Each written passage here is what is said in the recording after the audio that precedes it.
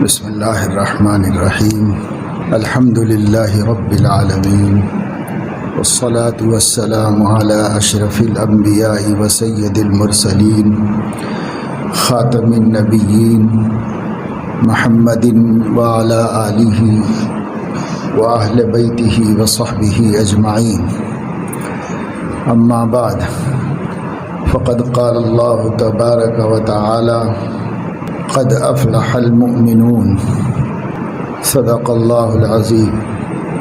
ہر سمجھ اور عقل و دانش رکھنے والا انسان اس دنیا کے اندر کامیاب ہونا چاہتا ہے، اپنے مقاصد میں کامیاب ہونا چاہتا ہے۔ ہر ایک کی خواہش ہے کہ وہ ناکام نہ ہو، چاہے مومن ہو چاہے غیر مومن۔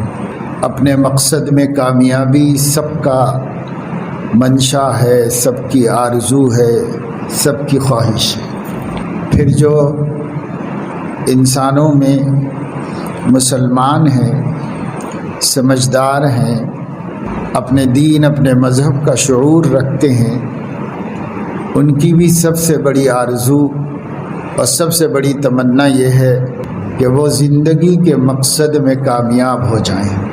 اللہ تعالیٰ نے جس غرض سے اس دنیا میں پیدا کیا ہے، جو امتحان ابتلاء آزمائش اس کو منظور ہے، وہ جس طرح بھی ہمیں آزمائے اور جتنے دن بھی اس دنیا میں رکھے، ہم اپنے مقصد میں کامیاب ہو جائیں اور ہم اپنے مالک کا امتحان ناکام نہ کریں۔ مقصد میں کامیابی کو عربی زبان میں فوز و فلاح کہا جاتا ہے۔ اللہ تعالیٰ قرآن مجید میں ارشاد فرما رہے ہیں کہ میں کچھ چیزیں بتاتا ہوں، اگر اس کو تم لوگوں نے اپنی زندگی میں داخل و شامل رکھا تو تم فلاح پا جاؤ گے، ناکام نہیں ہوگے، کامیاب رہو گے۔ مقصد میں کامیابی کے لیے اللہ رب العزت نے چند بنیادی صفتوں کی طرف سورۃ المومنون کے آغاز میں اشارہ فرمایا ہے، اور اسی عنوان سے فرمایا ہے قد افلح المؤمنون۔ فلاح پا گئے، کامیاب ہو گئے، بامراد ہو گئے وہ لوگ جو ایمان لائے۔ قرآن کریم کا اسلوب یہ ہے کہ جو چیز یقینی ہوتی ہے اور جو کل قیامت کے دن پیش آنے والی ہے، مگر اتنی یقینی ہے کہ اس میں شک شبے کی گنجائش نہ ہو، اسے ماضی کے لفظ سے استعمال کیا جاتا ہے، بیان کیا جاتا ہے، گویا کہ ایسا ہو چکا۔ کہنا تو یہ چاہیے تھا کہ فلاح پا جائیں گے وہ لوگ جو ان صفتوں والے ہیں، لیکن اللہ نے کیا فرمایا؟ فلاح پا گئے وہ لوگ جو ان صفتوں والے ہیں، یعنی ہوگا تو نتیجہ قیامت ہی میں، اور یہ فوز و فلاح کی نعمت مرنے کے بعد ہی ملے گی، لیکن یہ ہے کہ اتنی یقینی بات ہے کہ تم یوں سمجھو کہ مل چکی۔ اگر یہ صفتیں پیدا ہو گئیں تو فلاح مل چکی، کامیابی مل چکی، شک شبے کی کوئی گنجائش نہیں۔ آئندہ زمانے میں جس چیز کا وعدہ کیا جائے اس میں آدمی کو تیقن پورے طور پر حاصل نہیں ہوتا۔ ہو سکتا ہے کہ ایسا ہو جائے اور ہو سکتا ہے کہ نہ ہو، لیکن جو چیز پیچھے ہو چکی ہوتی ہے وہ یقینی بات ہوتی ہے۔ تو ماضی کی بات یقینی ہوتی ہے، مستقبل کی بات میں آدمی کو ڈاؤٹ ہوتا ہے۔ اللہ رب العزت نے ماضی کا لفظ استعمال کیا، افلح، کامیاب ہو گیا۔ مقصد میں اپنے کو ناکام ہونے سے بچا لیا، فوز و فلاح کا حقدار ہو گیا وہ شخص جس نے اپنے اندر 7 صفتیں پیدا کر دی۔ پہلی صفت یہ ہے کہ وہ مومن ہو، ایمان نہ لائے تو کوئی تمنا بیکار ہے۔ ایمان کے بغیر اللہ سے کوئی خیر کی قیامت میں امید رکھنا بیکار ہے۔ دنیا میں تو اللہ کا فضل بے ایمانوں کو، ایمان والوں کو، سب کو شامل ہے۔ سب پر اللہ رحم کر سب کی ضرورت پوری کرتا ہے۔ چونکہ اس نے پیدا کیا ہے تو وہ اپنا حق ربوبیت ادا کر دیتا ہے، پالنے کا حق ادا کر دیتا ہے۔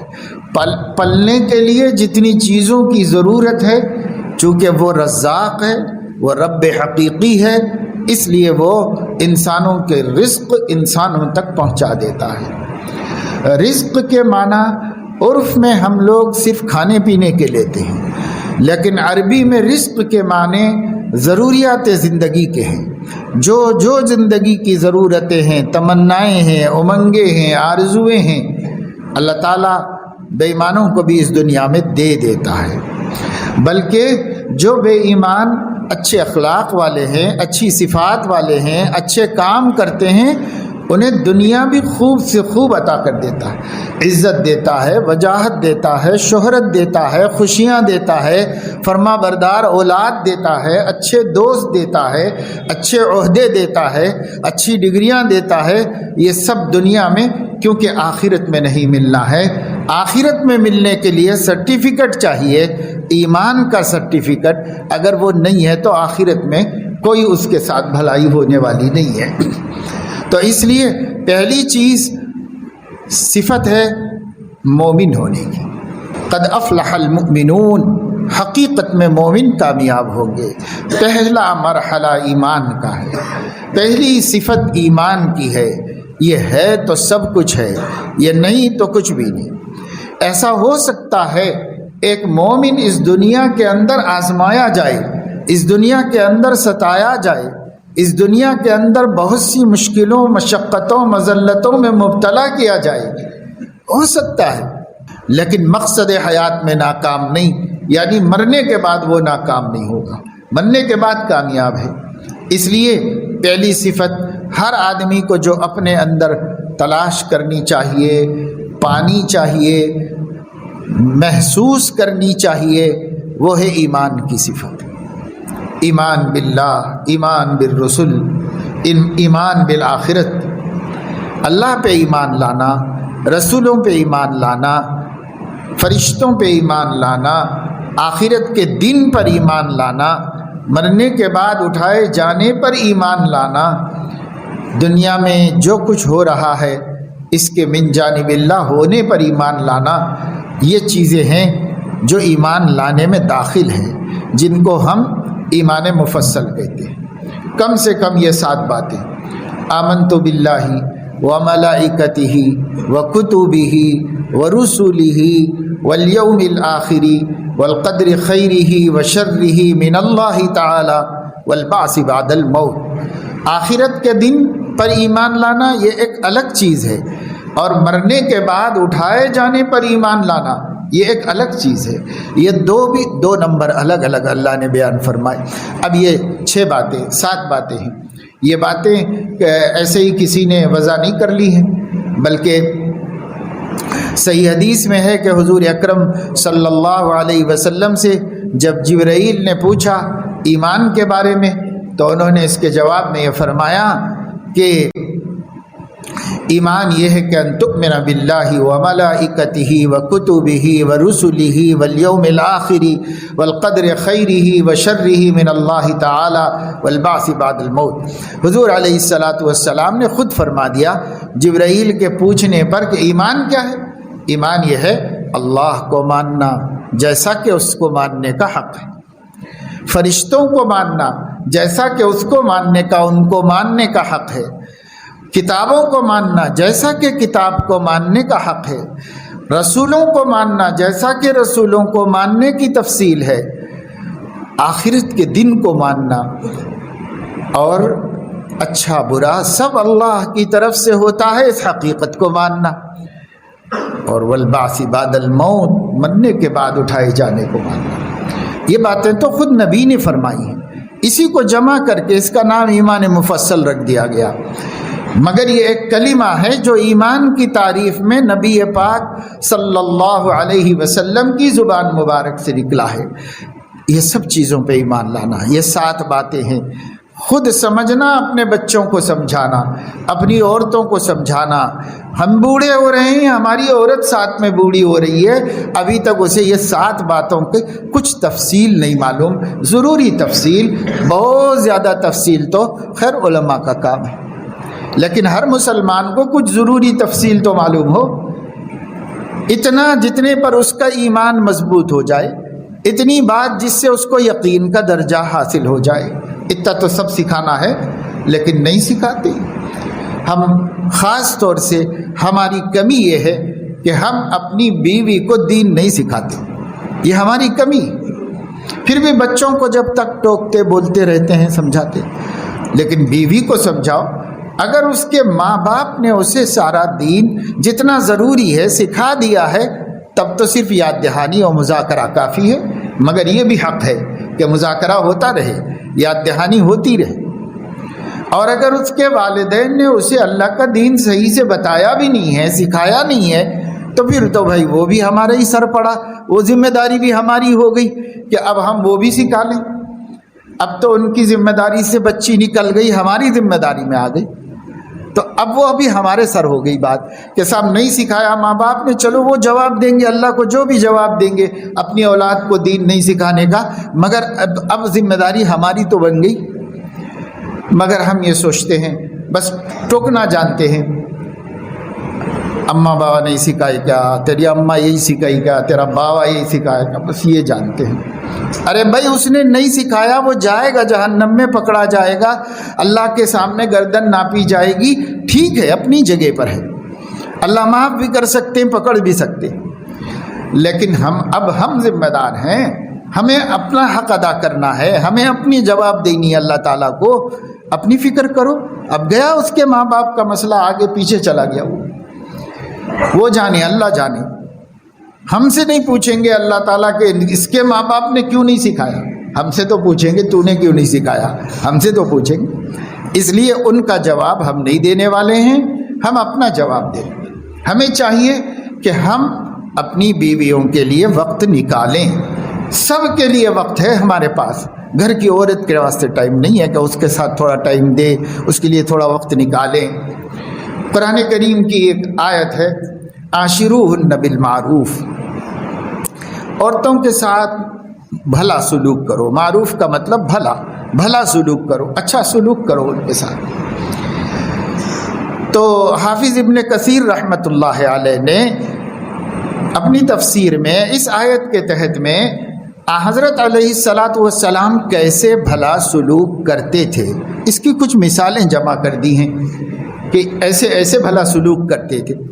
اس میں ایک بات یہ بھی لکھی ہے کہ رات کو حضرت علیہ السلام جب گھر تشریف لے جاتے، رات میں کہیں نہیں رہتے تھے سفر کے علاوہ، رات اپنے گھر میں رہتے تھے، جس کی باری کا دن ہے اسی کے گھر میں رات گزارتے تھے۔ تو حضرت علیہ الصلاۃ والسلام رات میں جب اپنے گھر تشریف لاتے تو جس کی بھی باری ہے اس گھر والی کے ساتھ تھوڑی دیر بات چیت کرتے تھے۔ اس کو بھی عاشروہن بالمعروف میں امام ابن کثیر نے نقل فرمایا، تھوڑی دیر بات چیت ساتھ میں بیٹھ کے کرتے تھے۔ بھائی ہو سکتا ہے دن بھر بہت سی باتیں ذہن میں آئی ہوں، بہت تکلیفیں ہوں، کوئی مسائل ہوں، کوئی خواہشات ہوں، شوہر آئیں گے تو سناؤں گی، انتظار میں ہوگی وہ، تو بات چیت کرو، ٹائم دو۔ ٹائم سب کو دیا، دوستوں کو دیا، بچوں کو دیا، بچیوں کو دیا، ایروں کو دیا، غیروں کو دیا، اپنوں کو دیا، پرایوں کو دیا۔ اگر نہیں دیا تو ایک ایسا فرد ہے ہماری فیملی میں جس کو ہم نے ٹائم نہیں دیا، وہ ہماری بیوی ہے جس کو ہم نے ٹائم نہیں دیا۔ عام طور سے لوگوں کا یہ حال ہے۔ اب پھر اس میں بھی تھوڑا سا اگر ہم سنجیدگی سے غور کریں، جو اہل دنیا کہلاتے ہیں وہ دیتے ہیں پھر بھی ٹائم بیویوں کو، پر جو اہل دین کہلاتے ہیں وہ نہیں دیتے۔ خانقاہ والے، مدرسے والے، ان لوگوں کو تو ساری دینداری ہو حق کرنے ہی میں سمجھ میں آتی ہے۔ یہ نہیں سمجھ میں آتی کہ نبی بیوی کے لیے ٹائم نکالتے تھے، نبی ان کے ساتھ تھوڑا سا بیٹھتے تھے، نہیں سمجھ میں آ رہا ہے اور غافل ہو رہے۔ تو یہ غلط بات، یہ صحیح بات نہیں۔ صحیح بات وہ ہے جو ہمارے نبی کی حیات طیبہ ہے، جو ہمارے نبی کا اسوہ حسنہ ہے۔ یہی سے سب ہم کہہ تو رہے نا کہ لقد کان لکم فی رسول اللہ اسوۃ حسنۃ، میں تقریر کر رہا ہوں، لیکن اسوہ حسنہ پر نظر رکھنا، اسوہ حسنہ کو سماج کے ہر شعبے میں برتنا، ہر جگہ اس کے مطابق عمل کرنا، نفسانیت کو بیچ میں آنے نہ دینا، یہ مجاہدہ ہے۔ والذین جاہدوا فینا لنہدینہم سبلنا، تو یہ مجاہدے کے لیے ہم تیار نہیں، معلومات تو ہے الحمدللہ، یہ ہمارا حال ہے۔ بعض چیزیں ایسی ہیں جو دنیا دار طبقے میں قابل اصلاح ہے، بعض چیزیں ایسی ہیں جو ہمارے طبقے میں قابل اصلاح ہے۔ ایسا نہیں ہے کہ صاحب اگر ہم نے داڑھی رکھ لی، نماز کے پابند ہو گئے اور لوگوں نے ہمیں دیندار کہہ دیا تو اللہ نے بھی ہمیں دیندار مان لیا، ایسا نہیں ہے بھائی۔ نظر رکھنا اپنی دین پر، اپنی دینداری پر نظر رکھنا چاہیے، اور اس بات کا ہمیشہ دھیان رکھنا چاہیے کہ جس حد تک میں دیندار ہوں اس حد تک تو ہوں، لیکن کیا کچھ اور کمیاں بھی ہیں؟ اگر ہیں تو زندگی بچی ہے، کر لو، تھوڑی زندگی باقی ہے، اسے کر لو کہ یہ بھی نہ باقی رہے۔ جو اپنے ہاتھ میں ہے کر کے چلے جائیں، اللہ پاک اپنا فضل ہم کے اوپر ہمارے اوپر فرما دے گا۔ تو ایک بات یہ ہے، سکھاؤ ایمان، ایمانیات میں گفتگو نہیں ہو رہی ہے، ایمانیات میں گفتگو ہونی چاہیے۔ صحابہ ایمان سیکھتے تھے، نبی ایمان سکھاتے تھے، محدثین ایمان کی باتیں کرتے تھے۔ کتاب الایمان ہر حدیث کی کتاب میں کیوں ہے؟ اس واسطے کہ ایمان پر گفتگو ایک ضرورت ہے، اور قرآن نے ایمان پر گفتگو کی ہے، نبی نے ایمان پر گفتگو کی ہے، اور قرآن و سنت اور قرآن و حدیث ہمارا دین ہے۔ جب اس میں ایک چیپٹر ہے تو پھر ہماری زندگی میں بھی ہونا ضروری ہے، ہماری زندگی میں یہ چیپٹر ہونا چاہیے، یہ مضمون ہماری زندگی میں ہونا چاہیے۔ ایمانیات کا پہلی کتاب ہر حدیث کی کتاب میں کتاب الایمان ہے، یہاں سے شروع ہے۔ بعض حدیث کی کتابیں مسائل کے لیے لکھی گئی ہیں تو انہوں نے مسائل سے شروع کیا، پر ایمان کی کتاب رکھی انہوں نے، سب میں کتاب الایمان ملے گی آپ۔ کتاب الایمان، ایمانیات پہ گفتگو کیجئے، تھوڑا علم وقت نکال کے علماء سے حاصل کریں، تھوڑا علم وقت نکالیے اور علماء سے حاصل کر لیجیے۔ شیخ الحدیث حضرت مولانا زکریا صاحب کاندھلوی رحمۃ اللہ علیہ نے مولانا عبد الماجد دریابادی رحمۃ اللہ علیہ کو، جو بڑے اسکالر تھے، اردو کے بہترین ادیب تھے، اور ماشاءاللہ بعد میں ان کی زندگی تقویٰ، طہارت اور پرہیزگاری کے بھی بڑے اعلیٰ معیار۔ کسی خط میں حضرت شیخ الحدیث صاحب رحمۃ اللہ علیہ کو یہ بات لکھی کہ یہ جو کتابیں ہیں اہل اللہ کے ملفوظات، بزرگان دین کی ملفوظات کی بڑی بڑی کتابیں ہیں، جس میں انہوں نے اپنی مجلسوں میں جو باتیں فرمائی ہیں اور جو اچھی اچھی باتیں نفع بخش ثابت ہوتی ہیں، جس سے زندگیوں میں تبدیلیاں آئی ہیں، لوگوں کے اندر انقلاب پیدا ہوا ہے، یہ سب کتابیں چھپی ہوئی ہیں۔ میں سمجھتا ہوں کہ اگر ہمیں موقع نہیں ہے، وقت نہیں ہے، تو ہمیں ان کتابوں کا مطالعہ بھی کافی ہو سکتا ہے، اس سے بھی استفادہ وہی ہوگا، قائم مقام ہوگا۔ ان کتابوں کا مطالعہ بھی کافی ہو سکتا ہے۔ اس بات کے جواب میں حضرت شیخ رحمۃ اللہ علیہ نے ان کو لکھا، آپ کی یہ بات میری سمجھ میں نہیں آ سکی، کہ بھائی ملفوظات پڑھ لینا کافی ہو سکتا ہے، آپ کی یہ بات میری سمجھ میں نہیں آ سکی۔ آخر اللہ تعالیٰ نے ہمارے نبی صلی اللہ علیہ وسلم کو یہ جو حکم دیا ہے، وَلَا تَطْرُدِ الَّذِينَ يَدْعُونَ رَبَّهُمْ بِالْغَدَاةِ وَالْعَشِيِّ يُرِيدُونَ وَجْهَهُ وَلَا تَعْدُ عَيْنَاكَ عَنْهُمْ۔ اور پھر اس کے جواب میں نبی پاک صلی اللہ علیہ وسلم نے جو یہ ارشاد فرمایا ہے، اللہ کا شکر ہے کہ اللہ نے میری امت کو ایسا بنا دیا ہے کہ ان کی صحبت میں رہنے کا مجھے حکم دیا ہے۔ تو ان دو باتوں کو سامنے رکھ کر میں آپ کی بات سے اتفاق نہیں کرتا، علماء کی صحبت کو اپنے اوپر لازم کر لیجئے اور اس کے لیے وقت نکالیے، اس کا کوئی متبادل نہیں ہو سکتا. کوئی عبادت، کوئی عمل، کوئی نفل، کوئی ذکر، کوئی شغل اس کا متبادل نہیں ہو سکتا کہ آپ تھوڑا وقت علماء کے ساتھ گزاریے. اس صحبت کا متبادل کہیں نہیں ہے، کوئی نہیں. لیکن آج ہمیں اس کا کوئی ذوق شوق بھی نہیں ہے. ہم کسی کو پیر بھی بناتے ہیں نا تو ایسا ڈھونڈ کے بناتے ہیں جس کی صحبت مل ہی نہ سکے. ایسے ڈھونڈ کے، آج کل ذوق بتا رہا ہوں، لوگوں کا ذوق ایسا ہے، ڈھونڈ ڈھان کے جا کے کہیں مکے میں مدینے میں پکڑ کے کسی سے مرید ہوتے ہیں جس کی صحبت میں کبھی نہیں جا سکتے، جس کے ساتھ کبھی نہیں رہ سکتے. ایسا ڈھونڈ رہے ہیں، ایسے ڈھونڈ کے ہم اپنے پیر بنا رہے ہیں. مقصد کیا ہے بھائی؟ اگر اس کا بھی مقصد ہے شہرت ہے تو انا للہ و انا الیہ راجعون. اب کیا بچا ہمارے پاس اللہ کے واسطے؟ اللہ کے واسطے کچھ بھی نہیں بچا. میرے دوستوں، میرے عزیزوں، وقت نکالیے، تھوڑا ٹائم، زیادہ نہیں، اپنی مصروفیات میں رہو، کسب حلال میں رہو، اور جو دیگر مصروفیات ہیں سب مصروفیات میں رہو. جائز مصروفیت تو جائز ہے، اس میں رہو. آدھا گھنٹہ، ہفتہ واری، گھنٹہ 2 گھنٹہ کیا ہمارے لیے مشکل کام ہے؟ ہم کسی عالم سے دوستی کر لیں، تھوڑا ساتھ میں رہ گئے، اور اس میں فضولیات میں نہ مبتلا ہوں. کچھ کام کی باتیں پوچھیں، کچھ کام کی باتیں سنیں، اور اتنی دیر ساتھ رہیں. اس کا نفع خود دیکھیے زندگی میں اللہ رب العزت کتنا عطا فرمائے گا اور کتنا نصیب ہوتا ہے. تو وہ دین سیکھا اور آ کے اپنے گھر والوں کو بھی سکھا دیا، اپنے بچوں کو بھی سکھا دیا. تھوڑی ایمان، بس میں کہتا ہوں یہ ایمان مفصل کوئی تھوڑا سا ایک مجلس میں سمجھ لیجئے. بس کسی ایک مجلس میں تھوڑی تفصیل سمجھ لو، زیادہ تفصیل کی ضرورت نہیں. اب اس تھوڑی سی تفصیل کو گھر میں سنا.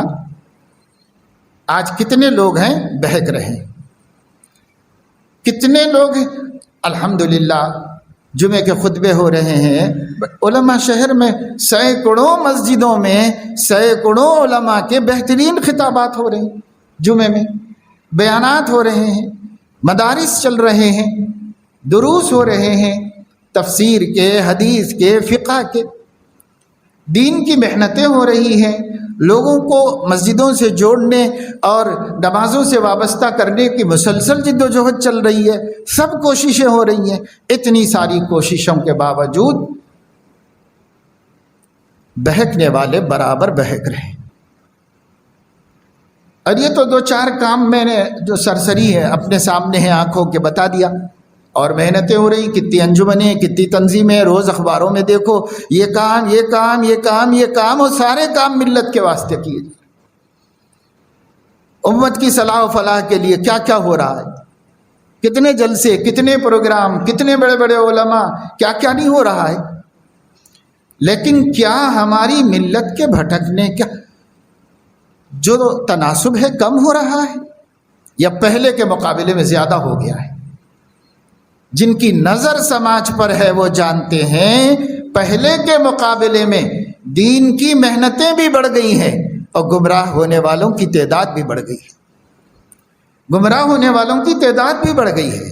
کتنے لوگ بھٹک رہے ہیں اور کتنے فرقے ہیں جو کبھی سننے میں نہیں آئے، آج ہمارے اطراف پھیلے ہوئے ہیں.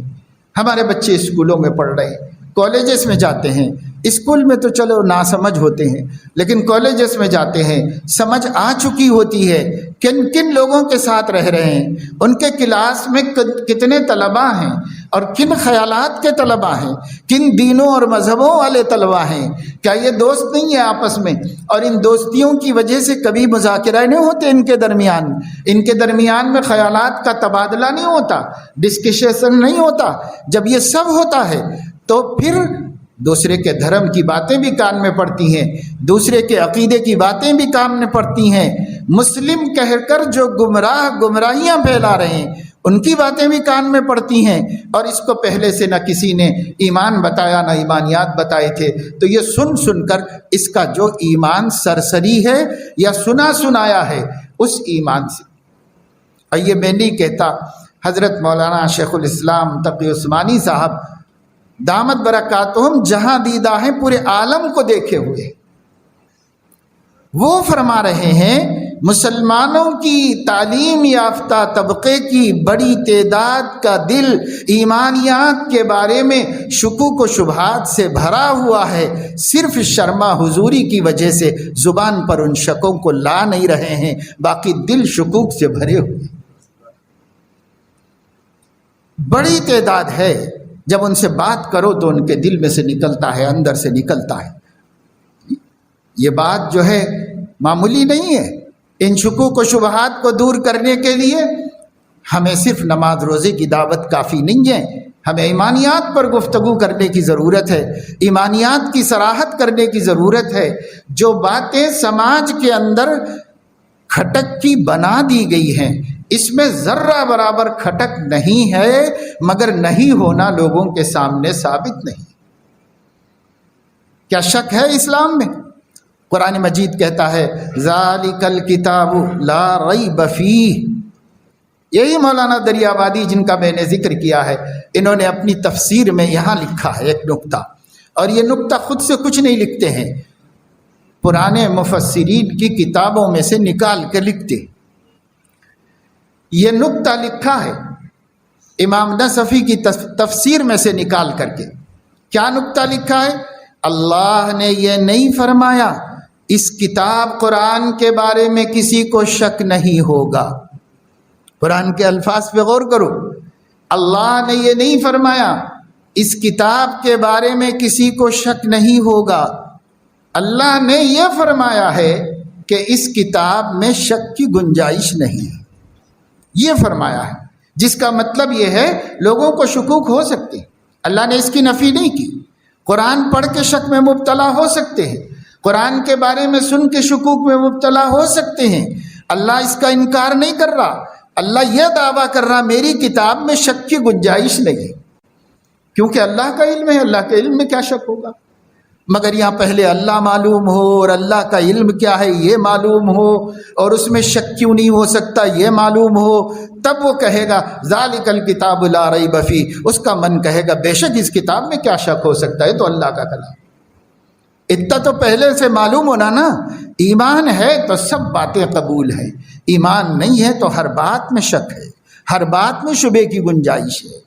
آج بہت مسلمان بالخصوص نوجوان شکوک و شبہات میں مبتلا ہیں، جن ماحولوں میں رہتے ہیں جیسے لوگوں میں رہتے ہیں، نماز پڑھ لے رہے ہیں، مسجد آ جا رہے ہیں، ایسے بچے بھی جو ماشاءاللہ ان کا اچھا ماحول ہے یا ان پر محنت ہوئی ہے دین کی، تو نمازی بن گئے، مسجد آ رہے ہیں، نماز پڑھ رہے ہیں، پابند ہیں، پر یہ ہے کہ جب یہ باتیں سامنے آتی ہیں تو ان کا دل اس بارے میں مطمئن نہیں ہو پاتا، اور میڈیا روز ایک نئی بات، ایک نیا قصہ چھیڑتا چلا جاتا ہے۔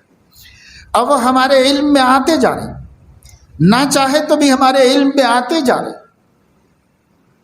جو قصہ چل رہا ہے مہرولی کے قتل کا، اس کے ملزم نے پولیس کو بتایا کہ بھائی کیسے اس کو اتنی ہمت ہو گئی کہ پہلے تو ایک عورت کو مار دیا، پھر اس کے 35 ٹکڑے کر دیے، پھر اس کو 300 لیٹر کی فریج میں رکھا، پھر اس میں سے ایک ایک نکال کے روزانہ لے جا کے یہاں وہاں چھپ کے پھینک رہا ہے۔ اتنا سب اس نو عمری میں کیسے اس کو دماغ میں آ گیا، اتنا سب اس کو کیسے؟ تو اس نے صاف بتایا کہ جرائم کی فلمیں دیکھ دیکھ کر کے مجھے یہ سب چیزوں کا شوق ہوا اور یہ سب چیزوں کی ہمت ہوئی، اور یہ جو کام میں نے کیا ہے یہ گوگل پہ سرچ کر کے اور اس کے اندر یہ طریقہ نکال کے اس طریقے سے میں نے یہ کیا ہے۔ تو بھائی یہ گوگل استاذ الکل ہے، سارے لوگوں کو برباد کر رہا ہے، سارے لوگوں کو تباہ کر رہا ہے۔ ہمارے مولوی بھی اس میں مبتلا ہیں، حفاظ علماء بھی مبتلا ہیں، ائمہ مؤذنین بھی مبتلا ہیں، نمازی حاجی بھی مبتلا ہیں، دنیا دار بھی سبھی مبتلا ہیں، سب مبتلا ہیں۔ نہیں کہہ سکتے کہ کون کب گمراہ ہوگا، کون کب گمراہ ہوگا۔ آج ہم ایسی پوزیشن کے اندر رہ رہے ہیں، کس کا بیٹا کب گمراہ ہوگا نہیں بول سکتے۔ اس کا بچہ اپنے خیالات بدل لیا ہے کہ باپ کے ساتھ بیٹھ کے بحث کرے گا، لیکن دل میں اس نے سوچ لیا ہے کہ ہمارے علماء جو کہتے ہیں وہ تو میری سمجھ میں نہیں آتا، مگر یہ بات جو نیٹ پہ بہت اچھی ہے، یہ بالکل سمجھ میں آنے والی بات ہے، یہ بالکل عقل میں آنے والی بات۔ گویا اس کا مطلب یہ ہے کہ وہ سابقہ عقیدے کو چھوڑ کر اس عقیدے کو قبول کر چکا ہے، اگر یہ عقیدہ الحاد ہے تو ملحد ہو گیا، اگر یہ عقیدہ ارتداد ہے تو مرتد ہو گیا۔ اللہ کے ہاں تو اسی بنیاد پہ فیصلہ ہوگا، اللہ کے ہاں کس خاندان میں تھا اس کی بنیاد پہ نہیں ہوگا فیصلہ۔ کتنے بے ایمانوں کے خاندان والے سیدھے جنت میں چلے جائیں گے، اور کتنے ایمانداروں کے، عالموں کے، پیروں کے گھر والے سیدھے جہنم میں چلے جائیں گے۔ ہم نہیں کہہ سکتے، یہ اللہ کا قانون سب کے لیے یکساں، کوئی جانبداری اللہ کے پاس نہیں، سب سے یکساں حساب لے گا اور سب سے ایک ہی بات پوچھے گا اللہ تعالیٰ۔ بہت ڈرنے کا مقام ہے۔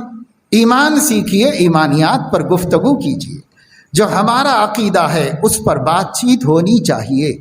جس عقیدے میں ذرا سا بھی رکھنا آ جائے تو کافر قرار دے دیا جائے گا مومن، اس پر بات ہونی چاہیے، اس کا علم ہونا چاہیے۔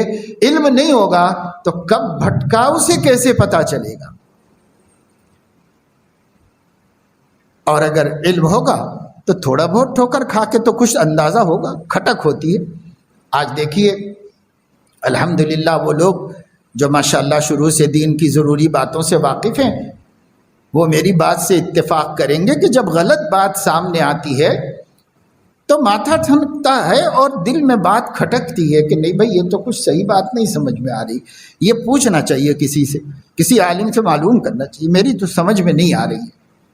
پہلے سے صحیح معلوم ہے تو باطل کھٹکے گا، اور اگر پہلے سے صحیح نہیں معلوم ہے تو باطل اتر جائے گا دل میں، اب حق آئے گا تو وہ کھٹکے گا، حق سے کھٹک ہونے لگے گی۔ اس لیے پہلا کام تھا اپنی اولاد کو دین کا علم دینا، یہ پہلا کام تھا۔ یہ پہلا کام ہم نے نہیں کیا، سب اس سے پہلے کر لیے، اور ابھی بھی اس کی نوبت نہیں آئی۔ جوان ہو گیا، شادی کر دی، ابھی بھی نہیں معلوم ہے۔ وہ ایسے ایسے جاہل ہیں کہ اب بیویاں یہ کہہ رہی ہیں، روزانہ کی بات کہہ رہا ہوں میں آپ کو، روزانہ کسی کے یہ مسئلے پوچھنے کو فون آتے رہتے ہیں، تقریباً روزانہ۔ لڑکی کا باپ کہتا ہے، خود لڑکی کہتی ہے کہ اب تک کئی دفعے ہو چکا کہ طلاق دے چکا ہے، کئی دفعے دے چکا ہے، اور پھر مل کے رہ رہے ہیں۔ نہ بیٹی کو سکھایا دین، نہ اس باپ نے اپنے بیٹے کو سکھایا۔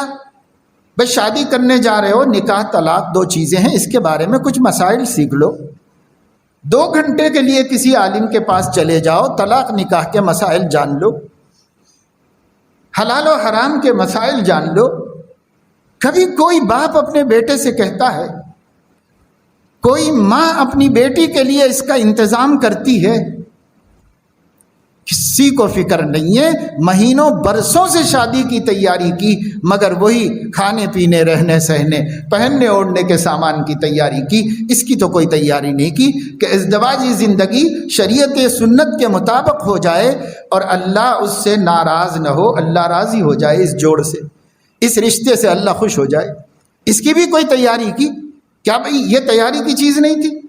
یہ تو سب سے زیادہ تیاری کی چیز تھی، پر ہم نے اس کی کوئی تیاری نہیں کی، نہ ادھر ہوئی نہ ادھر ہوئی۔ اب یہ جوڑا مرے گا کھپے گا نہیں تو کیا ہوگا؟ روزانہ بے دینی ہے اس گھرانے کے اندر، روز بے دینی، اللہ کی نافرمانی ہے، اللہ کے غضب سے چھیڑ چھاڑ ہے، اللہ تعالیٰ سے بغاوت ہے، احکام سے بغاوت ہے، شریعت سے بغاوت ہے، حلال و حرام کی تمیز نہیں ہے۔ وہ حرکتیں کر رہا ہے جو حرکتیں کرنے والے کے بارے میں کہا گیا ہے کہ اگر کسی نے ایسی حرکت کی غیر فطری طور پر بیوی سے ملا، فقد انکر ما انزل علی محمد صلی اللہ علیہ وسلم، تو اس دین کا منکر ہے جو محمد صلی اللہ علیہ وسلم پر نازل ہوا۔ پتہ ہی نہیں ہے، مسئلے معلوم ہے نا، مسائل معلوم ہے، کچھ نہیں معلوم۔ سکھانا چاہیے، کس کی ذمہ داری ہے؟ طلاق زبان پر نہیں آنا بھائی، کتنا بھی غصہ کر لو لیکن زبان پہ یہ لفظ نہ آنے دو۔ کس نے سکھایا؟ کسی نے بھی نہیں سکھایا۔ جاہل ہے دین سے۔ اب بڑی بڑی ڈگریاں ہیں، ڈاکٹروں کی بات بتا رہا ہوں آپ کو، انجینئروں کی بات بتا رہا ہوں، بڑے بڑے پڑھے لکھے لوگوں کی بات بتا رہا ہوں۔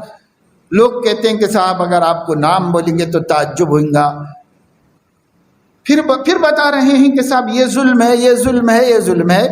اور لڑکیوں کے مظالم، اللہ اکبر، ان کی جہالتیں وہ خود مانگ کر رہی ہیں، خود ہر ذرا سی چھوٹی موٹی بحث، ابھی چائے پانی پہ بحث ہے، اور ایسی بحث ہے کہ طلاق تک بات آ رہی ہے۔ مسئلہ کیا تھا؟ تو مسئلہ چائے میں شکر کم ہو گئی تھی، کھانے میں نمک زیادہ ہو گیا تھا۔ لا حول ولا قوت الا باللہ۔ کچھ پتہ نہیں کہ ہمارا ایمان کیا ہے، کچھ پتہ نہیں کہ ہمارا دین کیا ہے۔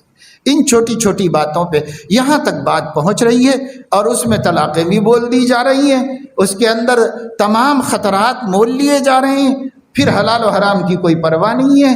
کیا جہالت ہے!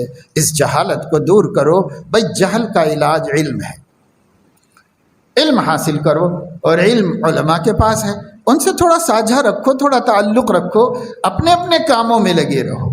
اللہ نے دین کے جس کام کی جس کو توفیق عطا فرمائی ہے، سب بھلے اچھے کام ہیں۔ اس ملت کے لیے جو خدمت کرنا ہے اس خدمت میں لگو، لیکن تھوڑا تعلق علماء سے رکھو، اتنا علم کے خاطر۔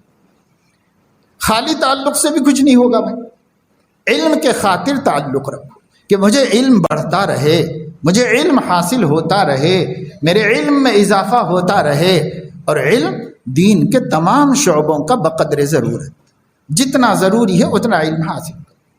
تو یہ سب میرے دوستو کرو، اگر کریں گے تو ہم مومن بن سکیں گے، اور اگر نہیں کریں گے تو ہم اپنے کو مومن سمجھتے رہیں گے۔ اللہ پاک بھی مان لے کہ یہ میرا مومن بندہ ہے، یہ تو اللہ کے اپنے ضابطے کے مطابق ہوگا، ہمارے سمجھ لینے سے نہیں ہوگا، دنیا کے کہہ لینے سے نہیں ہوگا، مردم شماری میں مسلمان کہلائے جانے سے نہیں ہوگا، کسی سے بھی نہیں ہوگا۔ وہ تو اللہ کی لسٹ ہے، اللہ کی فہرست میں آ جائے گی، یہ مومنین میں سے اللہ کی فہرست میں آ جائے۔ اور اللہ کی فہرست میں آنے کے واسطے جو طریقہ ایمان کا، جو تفصیل ایمان کی کتاب و سنت سے ہمیں فراہم ہو گئی ہے، اسے جاننے سے ہمارا ایمان معتبر ہوگا، ہمارا ایمان بنے گا۔ ورنہ بسا اوقات ایک کسر بھی باقی رہ جائے گی۔ تو یاد رکھیے، ہر چیز کی کمی 99% بھی معاف ہو سکتی ہے، لیکن ایمان کی کمی 1% بھی معاف نہیں ہو سکتی۔ یہاں کوئی کمی نہیں معاف ہونے والی ہے، باقی سب اللہ ہر عمل میں معاف کرے گا، ہر عمل میں معاف کرے گا۔ بلکہ ایک بندہ ایمان تو سلامت لے جائے، عمل ایک بھی نہ ہو تو اللہ تعالیٰ اس کی بخشش فرما سکتے ہیں، ایک بھی نہ ہو تب بھی بخشش ہو سکتی ہے اس کی۔ یہ اہل السنت والجماعت کا عقیدہ ہے۔ ایک آدمی نے کلمہ پڑھا اور اس کے فوراً بعد اس کا انتقال ہو گیا نبی کی آنکھوں کے سامنے، اور کلمہ بھی نہیں پڑھا، صرف پوچھا تھا کہ آپ کس چیز کی دعوت دیتے ہیں؟ تو کہا میں ان چیزوں کی دعوت دیتا ہوں۔ تو مسلمان کیسے ہوا جاتا ہے؟ ان باتوں کے اقرار کرنے سے ہوا جاتا ہے۔ میں اقرار کرتا ہوں ان باتوں کا، اور انتقال ہو گیا۔ یعنی کلمہ بھی نہیں پڑھا، وہ جو ہم لا الہ الا اللہ کہتے ہیں یہ بھی نہیں پڑھا اس نے۔ قد اقررت بذالک، آپ نے جتنی باتیں ماننے کو کہا ہے میں نے مان لیا۔ جیسے آمنت باللہ کما ہوا، باسمائہ وصفاتہ وقبلت جمیع احکامہ، اسے ایمان کا کلمہ کہا گیا ہے۔